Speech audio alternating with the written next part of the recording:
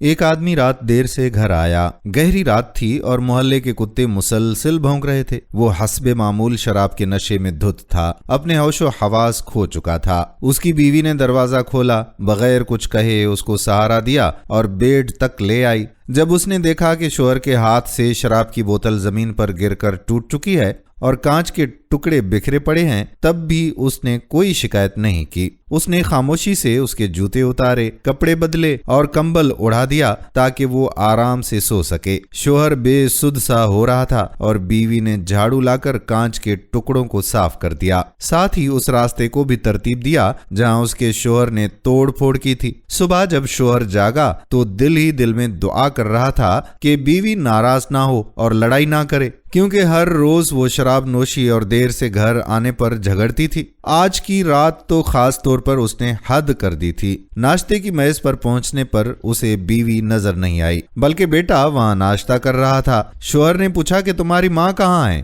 بیٹے نے جواب دیا کہ وہ تو بازار گئی ہیں اور جانے سے پہلے آپ کے لیے آپ کا پسند کا ناشتہ بنا کر رکھ کر گئی ہے، اور یہ اسٹکی نوٹ بھی آپ کے لیے چھوڑ گئی ہیں۔ اس نے حیرت سے اس نوٹ کو پڑھا جس پر لکھا تھا کہ میری جان، میں بازار جا رہی ہوں، آدھے گھنٹے میں واپس آؤں گی، آپ ناشتہ کریں، آپ کا پسندیدہ ناشتہ بنایا ہے، میں آپ سے بہت محبت کرتی ہوں، آئی لو یو۔ یہ پڑھ کر شوہر حیران ہوا اور بیٹے سے پوچھا کہ تمہاری ماں کی طبیعت تو ٹھیک ہے نا؟ وہ مجھ سے اتنی محبت کا اظہار کیوں کر رہی ہے؟ بیٹا مسکراتے ہوئے بولا کہ پپا، رات مما نے بتایا کہ جب وہ آپ کے کپڑے اور جوتے اتار رہی تھیں تاکہ آپ سکون سے سو سکیں تو آپ نے نشے میں ان کو پہچانا نہیں اور کہا، او بی بی پیچھے ہٹو، میں شادی شدہ ہوں۔ ماما یہ سن کر صبح سے خوشی کے گیت گا رہی ہیں۔ یہ سن کر شوہر بھی ہنسنے لگا۔ دوستو، حقیقت یہ ہے کہ اگر آپ رشتوں کی قدر کریں اور انہیں اہمیت دیں تو چھوٹی غلطیاں قابل معافی ہو جاتی ہیں۔